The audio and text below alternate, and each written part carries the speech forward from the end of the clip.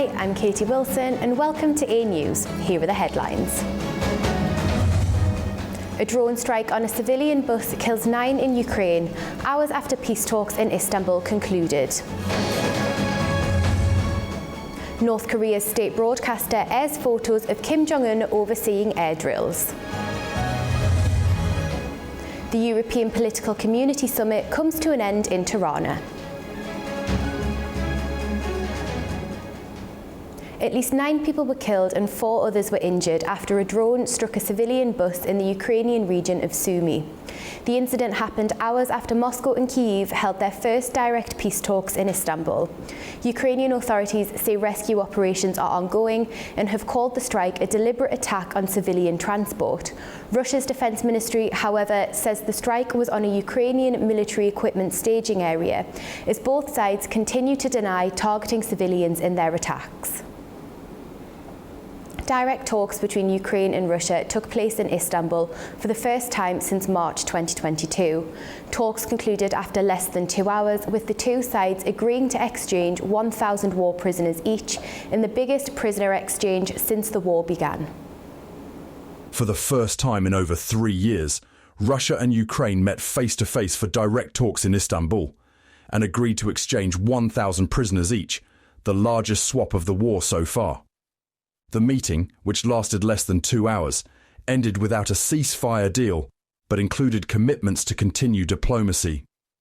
Turkish Foreign Minister Hakan Fidan, who stayed through the talks, described the day as important for global peace. He said both sides agreed to present written conditions for a possible ceasefire and reached a basic understanding to hold a new meeting. This meeting is the first direct contact between the parties since March 2022. We must seize this opportunity to move forward on the path to peace. Every day of delay causes more lives to be lost. Esteemed guests, as the war continues to take lives, it is critical that a ceasefire be implemented as soon as possible. We also have an opportunity to ensure a ceasefire through negotiations. Ukraine came to the table demanding an unconditional ceasefire, the return of children taken from its territory, and a full prisoner exchange. Ukrainian Defense Minister Rustem Umerov emphasized those priorities right after the talks ended. First is the ceasefire. Second one is the humanitarian track, is the exchanges. And third is a potential meeting on the leaders level. As a result, we have agreed to exchange 1,000 persons to 1,000. And we're working on other modalities, and our colleagues are in contact and will exchange all the documents. He confirmed a possible presidential-level meeting is in the works, while Andriy Yermak, head of President Zelensky's office, noted that these talks are separate from those held in 2022, indirectly pushing back against Russia's earlier framing. Russia expressed satisfaction with the outcome, but warned that any ceasefire could help Ukraine regroup with more Western weapons. According to a Ukrainian source, Moscow demanded Ukraine withdraw its forces from its own territory, a demand described as a non-starter. Both sides will now present detailed written proposals for a potential ceasefire before the next round of talks. Ukraine also officially requested direct talks at the presidential level, and Russia acknowledged the request. Turkish President Erdogan urged both sides to stay engaged without outside pressure, saying that only open dialogue can lead to a lasting peace. After the meeting, President Zelensky said Ukraine is ready to take quick steps toward peace, warning that sanctions should follow if Russia rejects a ceasefire. Ukraine quickly rallied support from its Western allies, calling for stronger pressure on Moscow after the meeting ended without a ceasefire deal. The Russian delegation left Istanbul quietly. Despite modest expectations, the prisoner exchange deal and agreement to continue diplomacy are seen as a rare opening in the deadliest war in Europe since World War II. US President Donald Trump has expressed the need to meet Russian President Vladimir Putin to discuss resolving the ongoing conflict in Ukraine. Trump's statement comes after Kyiv and Moscow failed to agree to a ceasefire at their direct talks held in Istanbul, with Russia presenting conditions that a Ukrainian source described as non-starters. Following the meeting, Ukraine's President Volodymyr Zelensky held a phone call with Trump and other European leaders. NATO is bracing for change as the alliance moves towards a significantly higher defence spending target.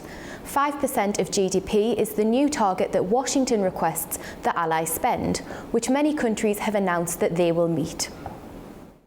The United States has unveiled a significant change in NATO's defence approach, with Secretary of State Marco Rubio announcing that all member states are now expected to aim for a new defence spending target of 5% of their GDP over the next 10 years. We are headed for a summit in 6 weeks in which virtually every member of NATO will be at or above 2%, but more importantly, many of them will be over 4%, and all will have agreed on a goal of reaching 5% over the next decade. It'll be the first time ever in NATO history where they have reached targets and goals that will allow NATO partners to be more than 50% of the alliance. That's a historic moment if it comes to fruition. This marks a significant leap from NATO's current 2% goal, which only 22 of the alliance's 32 members currently meet. The proposed increase comes amid mounting concerns over security in Europe following Russia's 2022 invasion of Ukraine. Many leaders now argue that the existing target is outdated in the face of a growing threat from Moscow. Germany has voiced support for the US push, with Foreign Minister Johann Wadful confirming for the first time that Berlin is ready to align with President Donald Trump's demand for a 5% defense spending goal.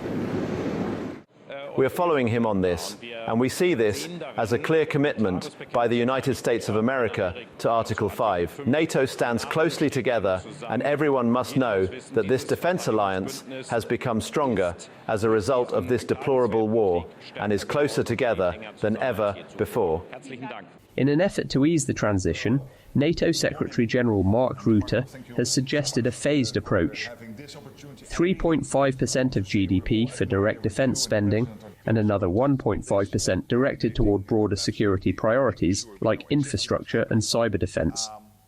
Germany, long criticised for underinvesting in its military, is now moving decisively.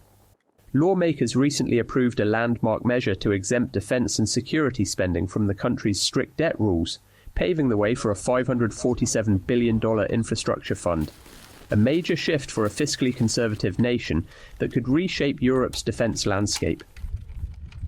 Berlin is also strengthening bilateral ties. In a new deal, Germany and the UK agreed to deepen military cooperation, including co-developing long-range precision missiles with a range of up to 2,000 kilometres, building on the 2024 Trinity House framework. With just 6 weeks until a critical NATO summit in The Hague, member states are rushing to show progress and avoid renewed warnings from President Trump to reduce US support. Berlin's momentum signals a potential turning point, not only in German defence policy but in Europe's broader security posture. The Chinese Defence Minister has wrapped up his trip to Europe. In the first such visit of China's defence chief in more than 4 years, Beijing pledged to intensify security exchanges with European countries and boost its role in the UN's peacekeeping operations. Our correspondent Manu Makdoum has more. The Chinese Defense Minister Dong Jin recently visited Paris, where he met the French Armed Forces Minister Sébastien Lecornu to discuss European security, the Middle East, and the Indo-Pacific region. During his European tour, he also visited Berlin, and although the details of his visit remain undisclosed, it was part of a broader diplomatic outreach aimed at strengthening China's strategic and military dialogue with key European powers. This marked the first visit by a Chinese defense minister to Europe in the past 5 years, reflecting its significance amid a shifting geopolitical landscape. During his tour, he also reaffirmed China's strong commitment to the UN peacekeeping operations. He emphasized that China would continue to support any reforms within the UN framework. As the second largest financial contributor and one of the top troop contributing countries, China has dispatched nearly 50,000 personnel across 30 missions. Currently, China has deployed around 2,200 peacekeepers across 8 missions, supported by an 8,000 strong standby force. These visits to Paris and Berlin, alongside the renewed pledges of peacekeeping, reflect China's intention of playing a more assertive role in global security affairs while enhancing its diplomatic influence in Europe. Manur Maktoum, A News, Beijing, China. North Korea's leader Kim Jong-un has called on his military to step up war preparations. Kim's remarks came as he observed anti-aircraft combat and airstrike drills by the nation's 1st Air Division. So far this month, Kim has overseen a missile test, inspected tank and munition plants, and made a rare visit to the Russian embassy in Pyongyang, reaffirming the country's alliance with Russia. Departing the United Arab Emirates, Donald Trump confirmed that the US has given Iran a proposal for a nuclear deal. For more, we go to Washington and our correspondent Ubi Shabandar. President Trump's Middle East tour, his first overseas trip since winning the presidential election, has wrapped up, but he is still making news. The topic? Iran. Trump has confirmed that the United States has offered Iran a proposal for a nuclear deal. The president said that Iran has to accept the offered deal quickly, or else. While he was in the Middle East, Trump reiterated that he wants to use the power of trade to make peace in the region. And he and his team believe that Iran has a unique opportunity to join other Middle Eastern countries that have made major economic deals with the U.S. President Trump has said he wants to resolve the Iranian nuclear crisis either by diplomacy or by military force, but he stressed that he prefers a deal that makes sure Iran never gets a nuclear weapon.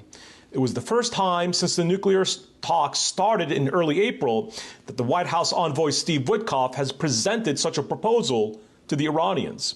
Iranian Foreign Minister Abbas Araghchi took the proposal back to Tehran for consultations with the Iranian Supreme Leader, Ayatollah Khamenei, and other top officials. The U.S. is still waiting for the Iranian response. The 5th round of nuclear talks has not been scheduled yet. Trump has told reporters that Iran has a proposal in hand, but if they don't respond positively, they could very well face severe consequences.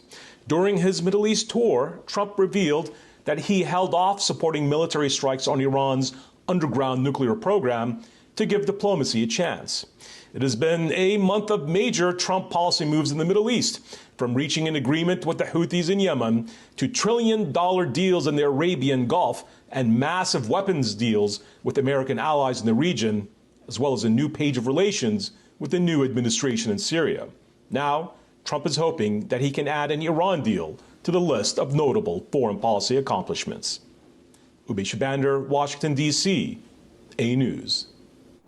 Iran and diplomats from France, Germany and the UK met in Istanbul for talks on the 2015 nuclear agreement amid the separate ongoing nuclear talks between Iran and the US. Our correspondent Turaj Shiralilu has more. Iranian and European diplomats from France, Germany and the UK met in Istanbul, Turkey to discuss the 2015 nuclear agreement between Iran and world powers amid the separate ongoing nuclear talks between Iran and the United States. Today's talks between Iran and the European Troika on the Joint Comprehensive Plan of Action, also known as the JCPOA nuclear agreement, were scheduled for the 2nd of May in Rome ahead of the planned 4th round of the Iran and the US meeting. But both meetings were postponed for logistic reasons. Last Sunday, the Iranian Foreign Minister Abbas Araghchi and the U.S. Special Envoy for Middle East, Steve Witkoff, held their deferred talks in Muscat, Oman, regarding the U.S. unilaterally imposed sanctions on Iran and Tehran's uranium enrichment program. However, the meeting in Istanbul today between Iran and the European powers that are parties to the JCPOA focus on the future of the deal signed in Vienna between Iran and the world powers. The Iran E3 talks have remained inconclusive for some time, with little progress. The meeting today also followed Araghchi's recent signals for a renewed diplomatic engagement with Europe after he said that despite of the silence and inaction of the European side, Iran is ready to take the first step toward diplomacy. In comments published in the French weekly Le Point on Sunday, Iran's foreign minister also warned the European Troika of consequences of reimposition of UN sanctions known as the snapback mechanism. This mechanism, provided for in the 2015 nuclear deal, enables UN sanctions to be reinstated in the event of Tehran failing to meet its commitments under the Resolution 2231, which will be reviewed in October in New York. France has said that the E3 will decide whether to apply for the snapback sanctions depending on the outcome of the Iran-US talks. Iran says the meeting with the European powers are not related to its ongoing discussions with the US, but has confirmed it will inform the European powers of the talks with the US side in Istanbul. A member of the Iranian delegation in Istanbul announced that it will also meet the EU Deputy Foreign Policy Chief Olaf Skog after the meeting with the E3 diplomats. Turaj Shiralidu, reporting for A News TV, Tehran. The 6th European Political Community Summit brought together 47 heads of state and governments from across the continent in Tirana. The agenda focused on pressing security and cooperation issues. The 6th European Political Community Summit kicked off on Friday in Tirana, gathering 47 European heads of state and government, as well as EU and NATO leaders, to discuss regional security, economic resilience, migration and cooperation. Notable attendees include Azerbaijani President Ilham Aliyev, President of the European Commission Ursula von der Leyen, President of the Council of the European Union Antonio Costa, Turkish President Recep Tayyip Erdogan, UK Prime Minister Keir Starmer and NATO Secretary-General Mark Rutte. The summit follows a high-stakes meeting in Ankara between Zelensky and Erdogan on peace efforts, as well as NATO foreign ministers' talks in Antalya on regional security. Hopes for renewed negotiations were thrown into doubt after Russian President Vladimir Putin failed to show up for talks in Istanbul, sending instead a low-level delegation of aides. The absence of Russian officials sparked criticism from European leaders. A low-level delegation with this historian leading that delegation, who was also there in the talks in 2022. The ball is clearly in his part of the field now, in his court. He has to play ball. He has to be serious about wanting peace. So I think all the pressure is now on Putin. UK Prime Minister Keir Starmer emphasised the need for unity and stronger action against Moscow. What we saw yesterday and overnight is yet more evidence that Putin is not serious about peace. He's been dragging his heels, and I think it's really important, therefore, that we have absolute unity with our allies. We'll be working on that again today to be clear that there must be a ceasefire, but also to be clear that there should not be a ceasefire, then we will act together in relation to sanctions. European Commission President Ursula von der Leyen announced a new sanctions package targeting Russia. And this shows his true beliefs, so we will increase the pressure. We're working on a new package of sanctions that include sanctions against Nord Stream 1 and Nord Stream 2, but also listing more vessels in the shadow fleet and lowering the oil price cap, and finally more financial sanctions on the Russian financial sector. Ukraine is a very important member state of the Council of Europe. We are supporting Ukraine since many years, really strongly. And we had, in the last ministerial of the Council of Europe, the last 2 days in Luxembourg, also the first discussions about the creation of the special tribunal addressing the crime of aggression. I mean, the Council of Europe is strongly dedicated to accountability. The Kremlin stated on Friday that a summit between President Putin and President Trump is essential for progress on Ukraine and other issues, but it must be thoroughly prepared and result-oriented to be successful. European Council President Antonio Costa and President von der Leyen met with both the leaders of Armenia and Azerbaijan, Prime Minister Nikol Pashinyan and President Ilham Aliyev, and congratulated them on the finalisation of the peace treaty, expressing the EU's readiness to invest in regional connectivity and support the integration of South Caucasus into broader European frameworks. Apart from that, British Prime Minister Keir Starmer engaged in discussions with EU leaders to reset post-Brexit relations, focusing on areas such as fisheries, youth mobility, Erasmus participation and a new agri-food trade agreement. These talks aim to culminate in a formal agreement at the upcoming EU-UK summit in London on May 19th.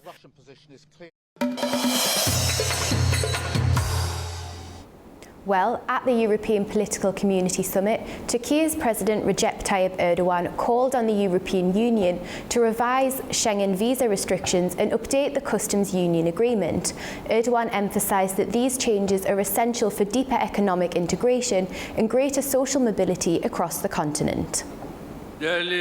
In a wide-ranging address to European leaders at the 6th European Political Community Summit held in Tirana, President Recep Tayyip Erdogan highlighted the growing need for reform in the EU's relationship with Turkey, especially in trade and movement.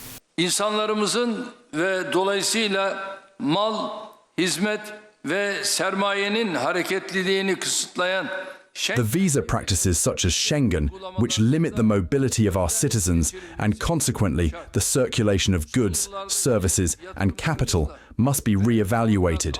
Updating the customs union with the EU will strengthen supply chain security across the continent. As a European continent, we must start transformation at home, based on principles of indivisible security, fairer distribution of prosperity.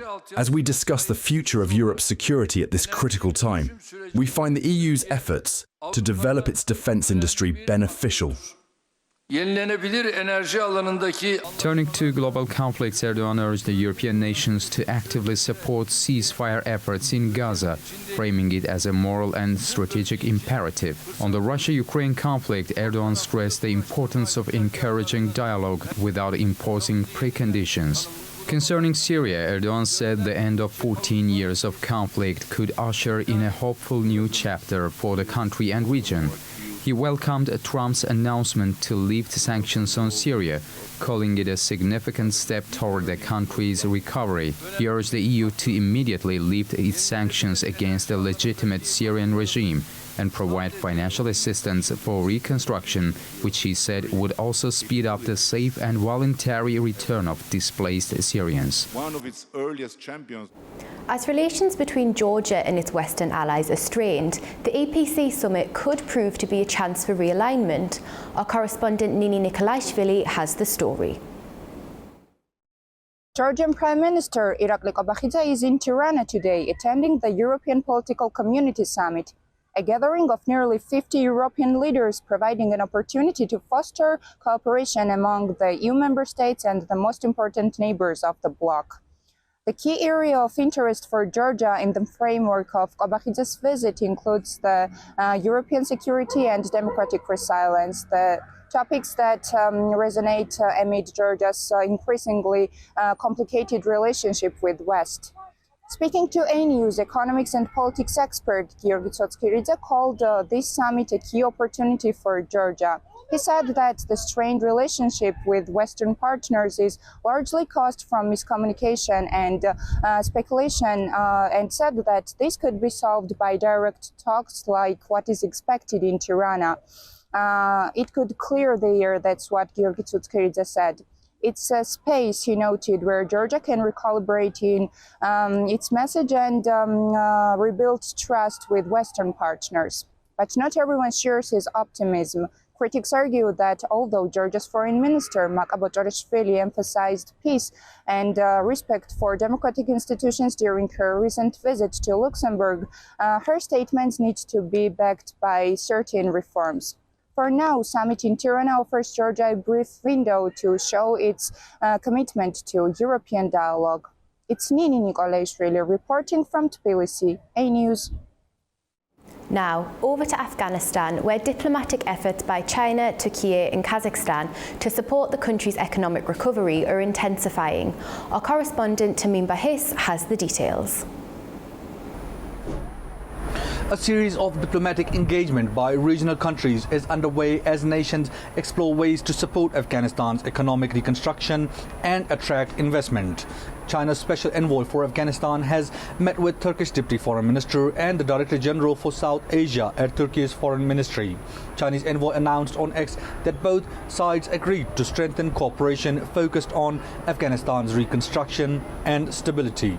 In parallel diplomatic efforts, Afghanistan's Foreign Minister Amir Khan Muttaqi held a telephone conversation with Murad Nurtaleo, the Kazakh Deputy Prime Minister and Foreign Minister. The two leaders discussed expanding bilateral cooperation, with Muttaqi emphasizing Afghanistan's commitment to regional collaboration. Kazakhstan announced readiness for $500 million investment in the Turgundi-Herat railway project. This initiative is expected to enhance regional connectivity and contribute significantly to Afghanistan's economic growth. Adding to this momentum, a senior Afghan delegation is currently in Russia, attending the Kazan International Economic Forum, aiming to further promote economic cooperation with regional and international partners. In an exclusive conversation with A News, Afghanistan's Foreign Ministry spokesperson Abdul Kahar Balkhi welcomed the growing interest of regional countries in investing in Afghanistan. He stated that Afghanistan is open to investment from all nations, encouraging the international community, including Western countries, to contribute to the country's reconstruction and economic development. This is Tamim Bahis in Kabul for A News. Now, returning to the European Political Community Summit, joining me now to discuss the implications is Member of Parliament Dr. Fariz Ismailzadeh. Thank you for joining us. Now, what's the significance of this summit for our region, the South Caucasus? Well, this summit is, as you know, a very inclusive summit. It includes not only EU members, but also countries from our region that are not EU members, but still play a very big role in development of energy security of Europe and transit corridors. So our president participated, president of Turkey participated, and many regional leaders participated. I think that this is beneficial for our region because it shows inclusive governance of the area. It shows that leaders discuss potential future projects, especially related to energy security, transit corridors, peace developments in the region. So I believe that President Aliyev's participation was very useful, very opens new opportunities for Azerbaijan in the future. And together, the leaders discussed the future of Euro-Atlantic community and European security. So in that way, I find this summit quite useful and full of potential. Now, somebody else who participated was Prime Minister of Armenia, Nikol Pashinyan, and we saw that President Aliyev and Prime Minister Pashinyan did have a meeting on the sidelines. What do you think could potentially come from that meeting? Well, this was a good opportunity to discuss the peace process, the peace deal, and also to build more trust among each other. Such kind of informal conversations on the sidelines of summits are very useful, generally for peace-building process. And I saw that the two leaders had quite good dialogue, although informal dialogue. And in the long run, I think this will be very helpful for the peace process. If there are some remaining issues that need to be clarified or that need to be agreed upon, these kind of venues are very useful for such kind of discussions. All really interesting, isn't it? Thank you so much for joining us on the programme. Thank you very much. Now, an education fair held in Baku today gave Azerbaijani students and parents a closer look at studying in the United States. The event connected visitors with alumni and experts to explore academic opportunities. The Education USA Alumni Fair was organised by the US Embassy and American Councils, showcasing American universities and programmes from science to public policy. Chargé d'Affaires Hugo Guevara opened the event, which also shared information about student visas. In the 2023 to 2024 academic year, over 1,100 Azerbaijani students studied in the US, a 25% increase from the year before. I'm I'm really excited that the United States continues to be a destination for Azerbaijani students and really international students from all over the globe. This past year we had over 1.1 million international students study in the United States, and of those over 1,100 were from Azerbaijan, which is really incredible. That number is actually a 25% increase from the year before. Well, you know, today we're here to provide students and their parents information about the admissions process to universities across the United States. And then when students come back from studying in the United States, we have about 8,000 Azerbaijani alumni of U.S. colleges and universities, exchange programs, professional exchange programs, and we engage with them once they come back to Azerbaijan. And so the U.S. Embassy's goal is really to help students, young students and young professionals get to the United States to take advantage of some of the best education in the world. And then when we come back, when they come back to Azerbaijan, we help support them in their careers and to help continue to develop them in key areas where the United States and Azerbaijan can work closely together. Well, that's all we have for now from Baku. Stay tuned to A News for more updates and have a wonderful day.